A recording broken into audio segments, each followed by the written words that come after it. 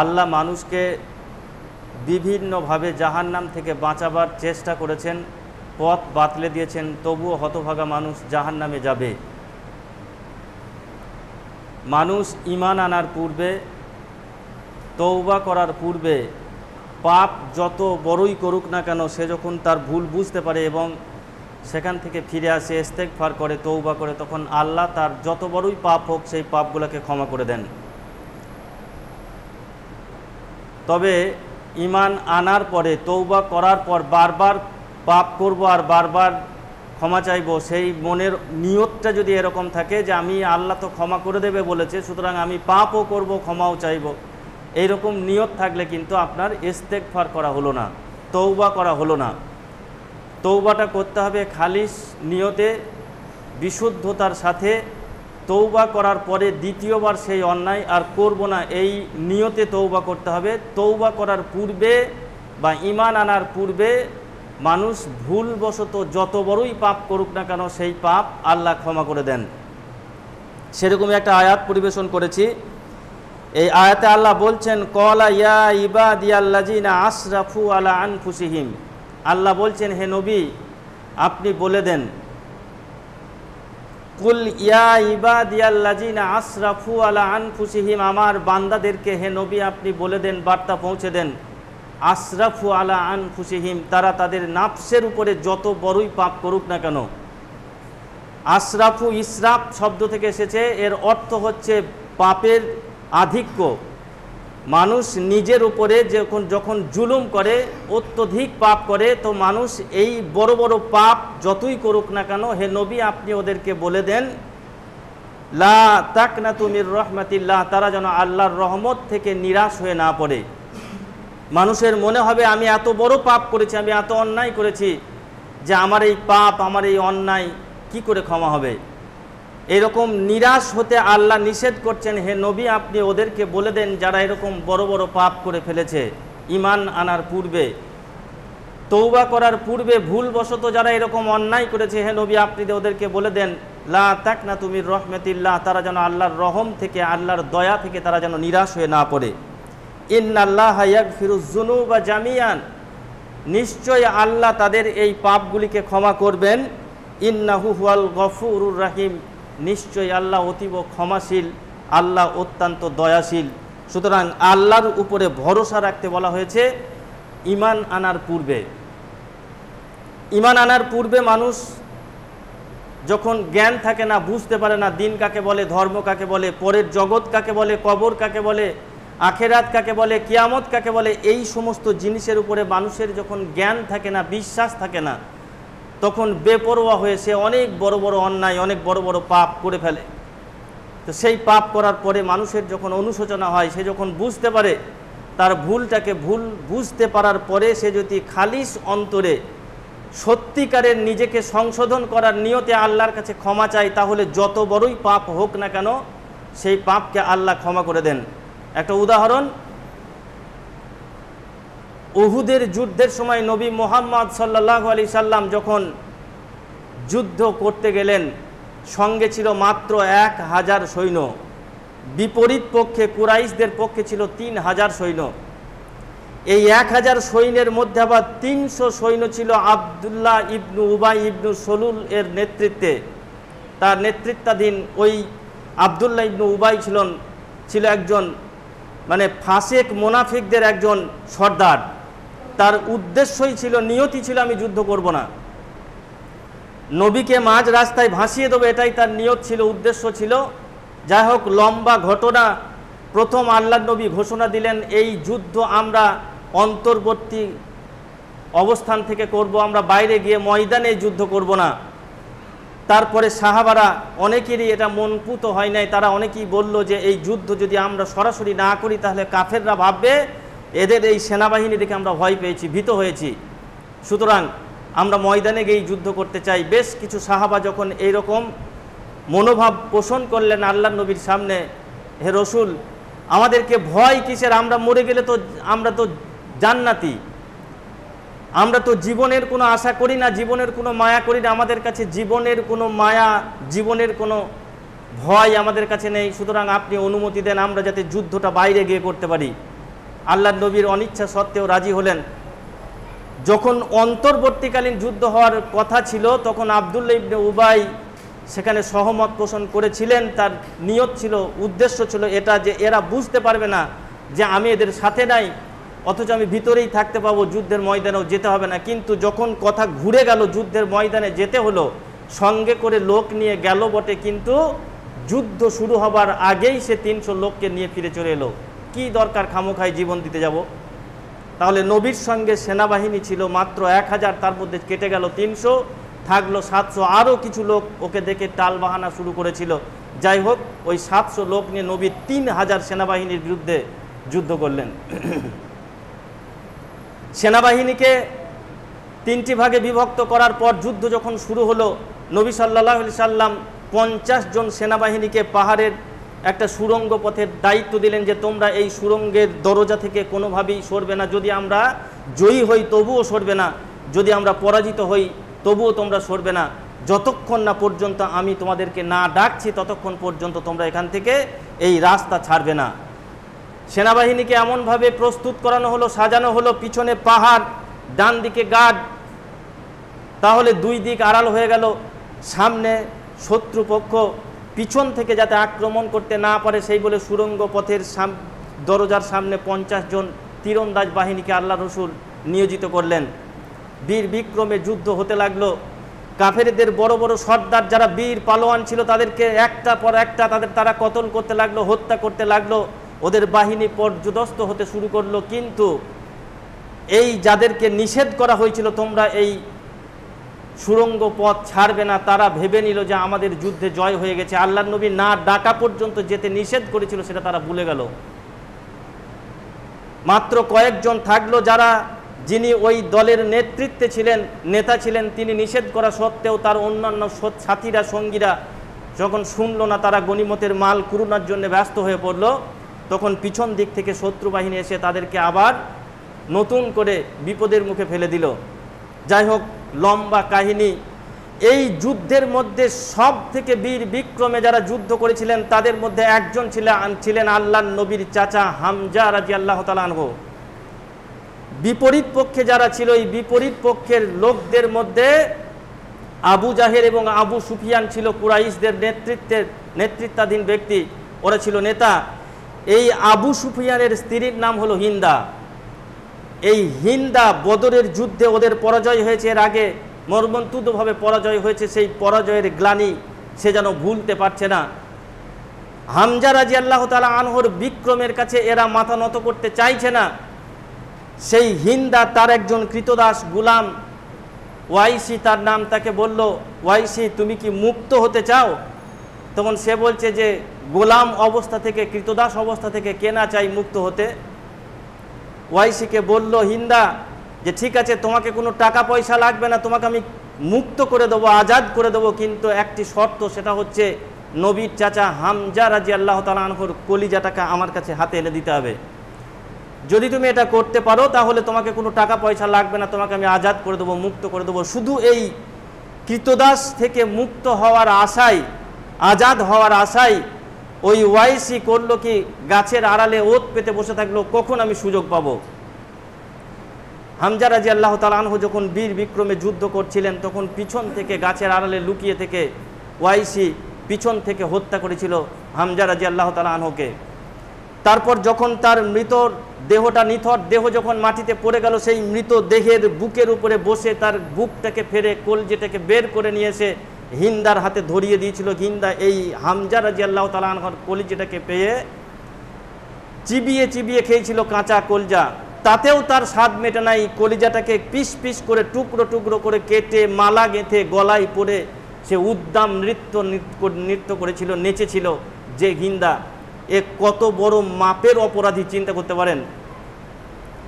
আল্লাহর রসুলের চাচা যিনি একজন জান্নাতি সাহাবী, সেই সাহাবীকে হত্যা করেই শুনে ক্ষান্ত হন নাই, তার কলিজাটাকে বের করে চিবিয়ে চিবিয়ে খেয়েছিল, মালা গেঁথে নেচেছিল। যে এই মেয়েটা, এই মহিলাটা কত বড় মাপের অপরাধী, এই অপরাধীকেও আল্লাহ ক্ষমা করে দিয়েছেন যখন সে তার ভুল বুঝতে পেরেছে। তবে এটা ঈমান আনার পূর্বে, শর্ত হলো ঈমান আনার পূর্বে যখন আল্লাহকে চেনে নাই, যখন ধর্ম কাকে বলে বোঝে নাই, নবী মুহাম্মদ সাল্লাল্লাহু আলাইহি সাল্লাম কি এটা সে জানে নাই, তখন তার বিরোধিতা করতে গিয়ে এত বড় অপরাধ করার পরেও সে যখন নিজের ভুল বুঝতে পেরেছিল, তওবা করেছিল, ইস্তেগফার করেছিল, তখন আল্লাহর পক্ষ থেকে তাকে হেদায়াত দেয়া হলো, ক্ষমা তাকে করতে হয়েছিল। নবী মুহাম্মদ সাল্লাল্লাহু আলাইহি সাল্লামের ইচ্ছা ছিল না তাকে ক্ষমা করি, তবুও বাধ্য হয়েছিলেন ক্ষমা করতে। আল্লাহর নির্দেশ ওকে ক্ষমা করতে হবে।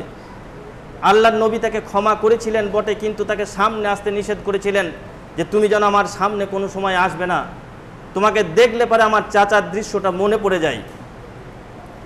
বলতে চাইছি, অপরাধের মাত্রা যতটা বড়ই হোক না কেন, মানুষ ভুলবশত অজ্ঞানত যে অপরাধ করে ফেলে, এই অপরাধের মাত্রা যদি অত্যন্ত বেশি হয়ে যায়, আপনার মনে হয় এই অপরাধ তো আমার ক্ষমা হবে না, তবুও যদি আপনি ইস্তেগফার করেন, যদি আপনি ক্ষমা চান, তাহলে আল্লাহ আপনাকে ক্ষমা করে দেবে। এইটা আল্লাহর পক্ষ থেকে ঘোষণা। সুতরাং যাদের মধ্যে অপরাধ হয়েছে, যারা অন্যায় করেছি, অন্যায় করার পরে আপনার আমার কখন মৃত্যু হবে আমরা তো কেউ জানি না, মৃত্যু হওয়ার পূর্ব মুহূর্ত পর্যন্ত আপনি যদি তওবা করেন, ইস্তেগফার করেন, তাহলে আপনার হয়তো নসিব হয়ে যেতে পারে জান্নাত। কারণ পূর্ব জীবনের অপরাধগুলো আপনার ক্ষমা করে দেবেন আল্লাহ, এটা আল্লাহর প্রতিশ্রুতি, এটা আল্লাহর ওয়াদা।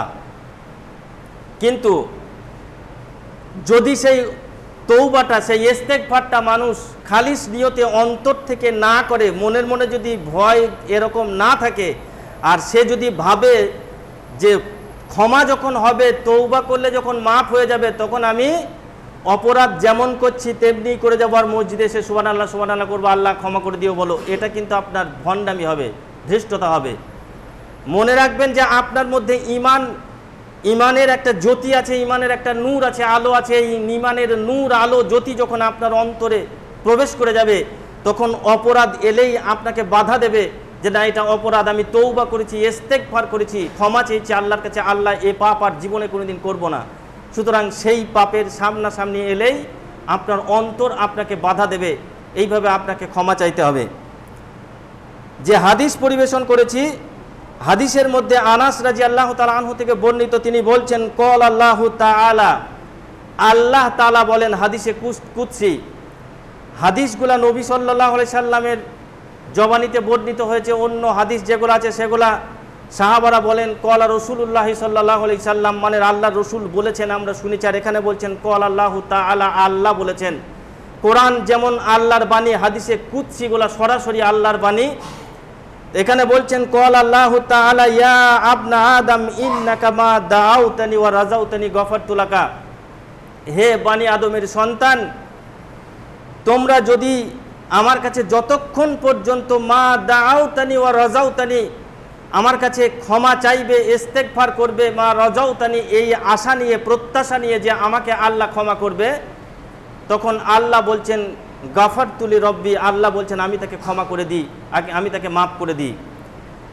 আল্লাহ মানুষকে বলছেন যে তোমরা নিরাশ হয়ো না, তার মানে তুমি আল্লাহর কাছে এই ভরসা রাখো, এই আশা রাখো যে আমি বড় পাপ করেছি, পাপ করা সত্ত্বেও আল্লাহ বড় দয়াশীল, তিনি আমাকে ক্ষমা করবেন।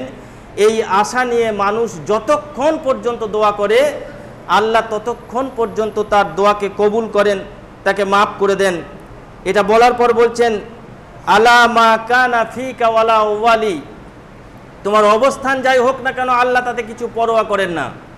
এই হাদিস থেকে দুটো দিক প্রকাশিত হচ্ছে, একটা হচ্ছে আল্লাহর দয়া, আল্লাহ কিভাবে মানুষকে ক্ষমা করেন, আর একটা হচ্ছে আল্লাহর শেফাত, আর একটা হচ্ছে আল্লাহর ক্ষমতা, আল্লাহর সভারেন্টিয়াল পাওয়ার, সার্বভৌম ক্ষমতা। আল্লাহ বলছেন ওয়ালা উবালি, আমার এই ক্ষমা করার পিছনে কেউ আমাকে বলার নাই যে আল্লাহ কেন তুমি এত বড় অপরাধীকে ক্ষমা করলে। আমি যেটা করি, আমার এই সিদ্ধান্তের নেওয়ার পিছনে কাউরের পরামর্শের প্রয়োজন হয় না, কাউকে আমাকে এই কাজ করার জন্য কারোর কাছে আমাকে সারেন্ডার করতে হয় না, আমাকে কারোর কাছে এর জন্য বশ্যতা স্বীকার করতে হয় না। এটা হলো আল্লাহর ক্ষমতা।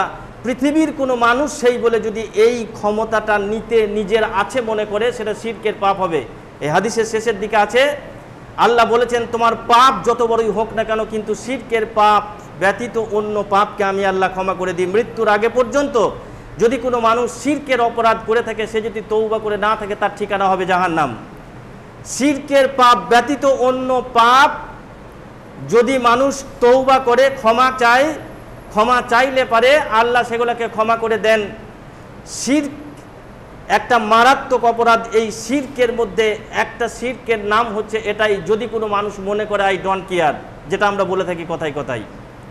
পৃথিবীর কোনো মানুষ যদি কোনো কারণবশত কোনো মানুষকে বলে থাকে আই ডোন্ট কেয়ার, মনে রাখবেন ও আল্লাহর পাওয়ারটাকে নিজের মধ্যে বসিয়েছে। আপনাকে বলতে হবে আই ডোন্ট কেয়ার এক্সেপ্ট আল্লাহ, আল্লাহ ছাড়া পৃথিবীতে আর কাউকে আমি ভয় করি না।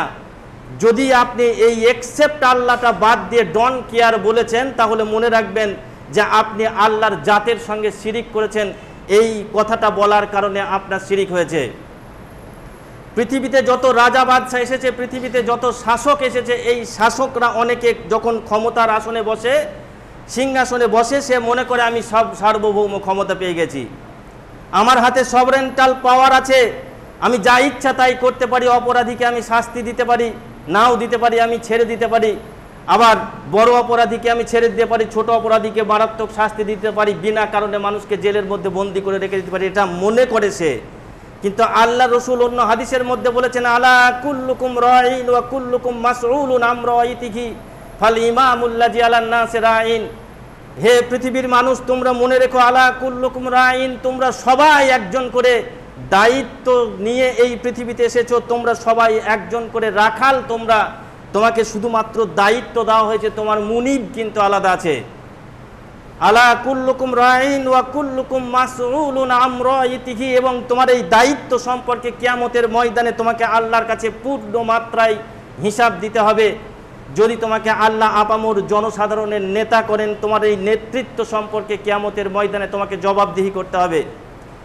যদি তুমি মনে করো আমি সার্বভৌম ক্ষমতার অধিকারী, পৃথিবীর কোনো মানুষ সার্বভৌম নয়, পৃথিবীর কোনো মানুষকে সার্বভৌম ক্ষমতা দেওয়া হয় নাই, পৃথিবীর কোনো মানুষ যা ইচ্ছা তাই করতে পারে না, তাকে মনে রাখতে হবে সব সময় যে আল্লাহ আমাকে এই দায়িত্বটা দিয়েছেন। আমি একজন সিংহাসনে বসেছি, আমি একজন বাদশাহ হয়েছি, আমি একজন দেশের পরিচালক হয়েছি, এই দেশ পরিচালনা করার দায়িত্বটা আল্লাহ আমাকে দিয়েছেন। আমার এই দায়িত্ব সম্পর্কে কিয়ামতের ময়দানে আল্লাহর কাছে জবাবদিহিতা করতে হবে। এই বিশ্বাসটা, এই মনটা যদি তার না থাকে, তাহলে সে কিন্তু আল্লাহর জাতের সঙ্গে শিরিক করেছে। এই শিরিক যদি কেউ করে, মারাত্মক পাপ যদি কেউ করে, তাহলে পরকালে তো হবে, এই দুনিয়াতেও আল্লাহ দেখিয়ে দিতে পারে, যেটা আমরা দেখছি বর্তমানে হাসিনা সরকারের অবস্থান। কোন দিকে পালাবো রাস্তা খুঁজে পাবে না। মনে করছে যখন সিংহাসনে বসে থাকছে, ক্ষমতায় যখন থাকছে, আমি সার্বভৌম ক্ষমতার অধিকারী, আমি সব কিছু করতে পারি, কিন্তু ক্ষমতা তোমার হাতে নাই। আল্লাহ তোমাকে দায়িত্ব দিয়েছে শুধুমাত্র এইটাকে পরিচালনা করার। সুষ্ঠু পরিচালনা যদি কেউ করতে না পারে, তাহলে সে আল্লাহর দেওয়া এই ক্ষমতার সঙ্গে খেয়ানত করেছে। এই খেয়ানত করাটার নাম বড় পাপ, এই খেয়ানত করাটার নাম হলো শিরক। আল্লাহ বললেন এই সাবরেন্টাল পাওয়ার শুধুমাত্র আমার হাতে আছে, আমি আল্লাহ যদি কাউকে ক্ষমা করে দিই, সে কত বড় অপরাধী এটা আমার ব্যাপার, আমি এ বিষয়ে কাউকে পরোয়া করি না। এরপরে বলছেন ওয়া ইয়া আবনা আদম ইন্নাকা লাউ বালাগাত যুনুবুকা আনানাস সামাই, হে আদমের সন্তান, তোমার এই পাপ যদি বালাগাত যুনুবুকা আনানাস সামাই, আকাশ চুম্বি হয়ে যায়, তোমার এই পাপ যদি আকাশকে স্পর্শ করে, এরপরেও যদি তুমি সুম্মাস্তাগফারতানি, আমার কাছে তুমি ইস্তেগফার করো, আমার কাছে তুমি ক্ষমা চাও, তাহলে আমি আল্লাহ তোমাকে গাফারতুলাকা, ক্ষমা করে দিই, মাফ করে দিই। তোমার এই পাপের জন্য তুমি চিন্তা করো না, তওবা করো, ইস্তেগফার করো। ওয়ালা উবালি, এ বিষয়ে আমি কারোর পরোয়া করি না, কারণ এই ক্ষমতাটা সার্বভৌম ক্ষমতার অধিকারী আমি আল্লাহ।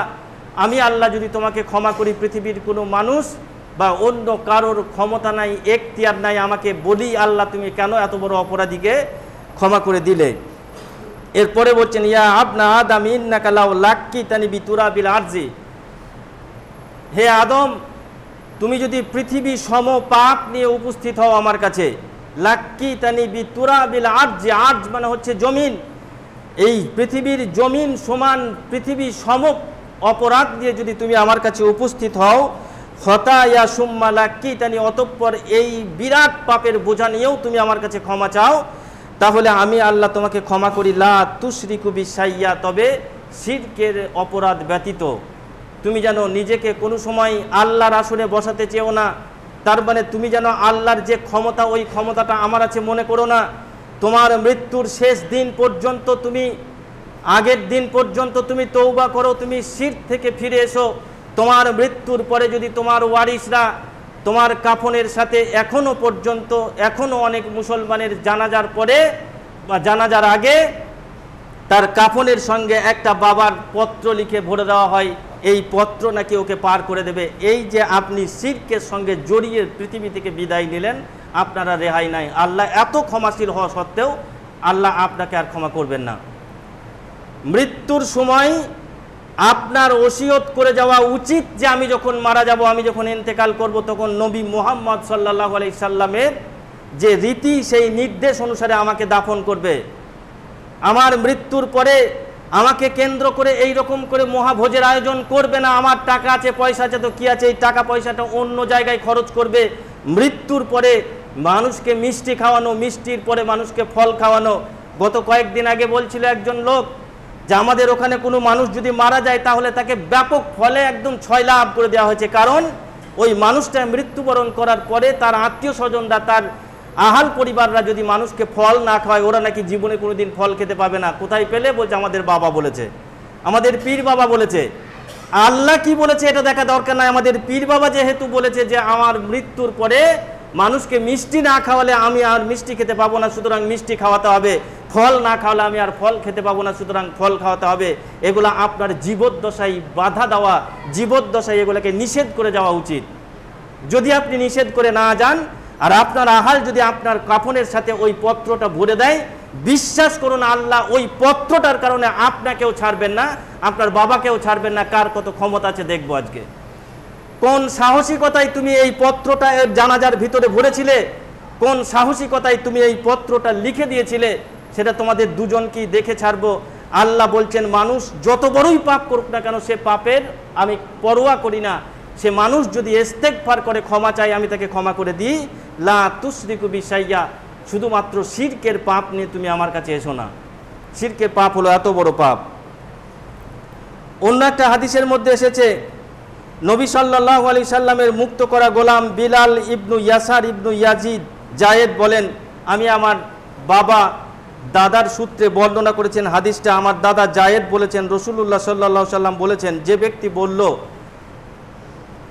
আস্তাগফিরুল্লাহ আল্লাযী লা ইলাহা ইল্লা হুয়াল হাইয়ুল কাইয়্যুম ওয়া তুবু ইলাইহি, মানুষ যখন তওবা করে, তওবা করার সময় এই বাক্যগুলা যদি কেউ বলে, আস্তাগফিরুল্লাহ আল্লাযী লা ইলাহা ইল্লা হুয়াল হাইয়ুল কাইয়্যুম ওয়া তুবু ইলাইহি, এই বাক্যগুলা বলে যদি কেউ তওবা করে, আল্লাহর কাছে ইস্তেগফার করে, ক্ষমা চায়, তাহলে রাসূলুল্লাহ বলেছেন গুফিরা লাহু ওয়া ইন কানা কদ ফাররা মিনাজ জাহাফি, যদি সে যুদ্ধ থেকে পলায়ন করার অপরাধ করে থাকে সেটাও আল্লাহ মাফ করে দেন।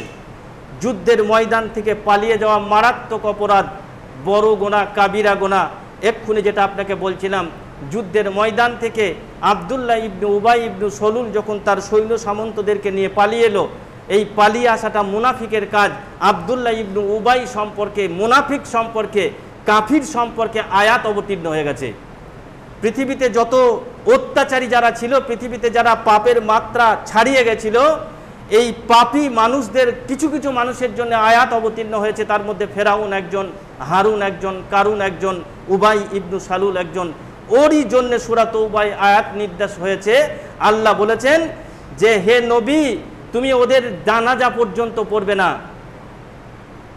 ওয়ালা তুসাল্লি আলা আহাদিম মিনহুম মাতা আবাদান ওয়ালা তাকুম মিন কাবরিহি ইন্নাহুম কাফারু বিল্লাহি ওয়া রাসূলিহি ওয়া মাতু ওয়া হুম ফাসিকুন। সূরা তাওবার এই আয়াতটা আব্দুল্লাহ ইবনু উবাই ইবনু সালুলকে লক্ষ্য করে আল্লাহ স্বয়ং নবীর কাছে পাঠিয়ে দিয়েছেন, হে নবী, ওয়ালা তুসাল্লি আলা আহাদিম মিনহুম মাতা আবাদান, তোমার সঙ্গে ছিল, ও তোমার সঙ্গে হজ করেছে, ও তোমার সঙ্গে যুদ্ধ করতে গেছে, ও তোমার সঙ্গী বলে তোমাকে পরিচয় দিয়েছে, কিন্তু যুদ্ধের ময়দান থেকে পালিয়ে এসেছে তার সৈন্য সামন্তদেরকে নিয়ে। ওর অন্তরের ইচ্ছা ছিল নবী মুহাম্মদকে আমি এই যুদ্ধের ময়দানে অপরিস্থিতিতে ফেলে দেব। এই যে অন্তরের মধ্যে দ্বিচারিতা ছিল, এই কারণে আল্লাহ ওর বিরুদ্ধে আয়াত নাজিল করে বললেন, হে নবী, ওয়ালা তুসাল্লি আলা আহাদিম মিনহুম মাতা আবাদান ওয়ালা তাকুম মিন কাবরি, খবরদার তুমি ওই সকল মানুষের কবরের কাছে গিয়ে তোমরা সালাত আদায় করবে না, মানে ওদের জানাজা পড়বে না। আর এদের জন্য তুমি যদি ক্ষমা চাও, ইস্তাগফির লাকুম আও তাস্তাগফির লাকুম ইন তাস্তাগফির লাকুম 70 মাররাতান ফালা ইয়াগফিরুল্লাহু লাকুম, যদি তুমি ওদের জন্য বারবার ক্ষমা চাও, নবী তুমি মুহাম্মদ সাল্লাল্লাহু আলাইহি সাল্লাম নিজে যদি আল্লাহর কাছে ক্ষমা চাও, ওই ক্ষমাটা আমি আল্লাহ কবুল করব না, কারণ ও ছিল আল্লাহর রসুলের দুশমন, ও ছিল দ্বীনের দুশমন। তাহলে এত বড় বড় পাপ যারা করেছে, এই পাপীদের বিরুদ্ধে আয়াত অবতীর্ণ হয়েছে, কোরআন অবতীর্ণ হয়েছে এই দ্বিচারিতা করার জন্যে, ফাঁসিকি করার জন্যে। আমাদেরকে সতর্ক থাকতে হবে এই সকল পাপ থেকে। আর জীবনের অন্যায় যেগুলা হয়েছে, আমার ভুলবশত আমি না জেনে যেগুলা করেছি, এইগুলার জন্য আপনি ক্ষমা চান, আল্লাহর কাছে ইস্তেগফার করুন, মাপ চান, আল্লাহ আপনাকে ক্ষমা করে দেবেন। এটা আল্লাহর প্রতিশ্রুতি। মৃত্যুর আগে পর্যন্ত যদি ক্ষমা না চেয়ে আপনি মৃত্যুবরণ করেন, তাহলে এই পাপ আপনার পাপই থেকে গেল। আর ইস্তেগফার করে ক্ষমা চেয়ে যদি আপনি মৃত্যুবরণ করেন, তাহলে আপনার এই পাপ ক্ষমা হয়ে যাবে। আপনার হুলকুমে যখন, আপনার শ্বাসনালীতে যখন প্রাণটা এসে আটকে যাবে, তখন আপনি বুঝতে পারবেন কোনটা সত্য কোনটা মিথ্যা। তখন আপনি চাইবেন যে আমি এবার অন্যায় স্বীকার করি। আমি এতদিন পর্যন্ত যে বাবার পায়ের কাছে পড়েছিলাম, এ বাবা আমাকে উদ্ধার করতে পারবে না, এটা আপনি বুঝতে পারবেন। সেই সময় বুঝতে পারার পরে যদি আপনি ইস্তেগফার করেন, ওই ইস্তেগফার আর ক্ষমা হবে না। ফেরাউন যখন পানিতে ডুবে হাবুডুবু খাচ্ছে, মারা যাচ্ছে, মারা যাওয়ার আগে পর্যন্ত সে ভেবেছিল যে এই সমুদ্রের পানি পর্যন্ত আমাকে ভয় করে, আমারই জন্য রাস্তা তৈরি করে দিয়েছে। কিন্তু যখন সে হাবুডুবু খেতে লেগেছে, বুঝতে পারছে, তার কণ্ঠনালীতে যখন প্রাণ আটকে গেছে, তখন সে বুঝতে পারছে আমার নীতি, আমার থিওরি এতদিন ভুল ছিল। তখন সে বলছে, আল্লাহ আমাকে ক্ষমা করে দাও, মাফ করে দাও, আমি অন্যায় স্বীকার করছি। কিন্তু তার সেই অন্যায়, তার সেই তৌবা আর কবুল হয়নি। আপনারও তৌবা কবুল হবে না যখন মৃত্যু চলে আসবে। তখন মৃত্যুর আগে আগে আপনাকে তৌবা করতে হবে, ক্ষমা চাইতে হবে। জীবনের পাপ যাই হোক না কেন, আল্লাহ আমাদেরকে ক্ষমা করবেন, এই আশা অন্তরের মধ্যে রেখে আমরা সবাই আল্লাহর কাছে ক্ষমা চাইব, ইস্তেগফার করব। অন্তত পক্ষে দিনে প্রত্যেক দিন 5 ওয়াক্তের সলাতের শেষে একবার করে হলেও 5 বার হবে। আমরা যেন আমাদের জীবনের যত ভুল ত্রুটি আমরা জেনে না জেনে করে ফেলছি, সেইগুলোর জন্য ইস্তেগফার করি, ক্ষমা চাই। আল্লাহ আমাদের সেই ইস্তেগফারকে যেন মাপ কবুল করে নেন, বলুন আল্লাহুম্মা আমিন।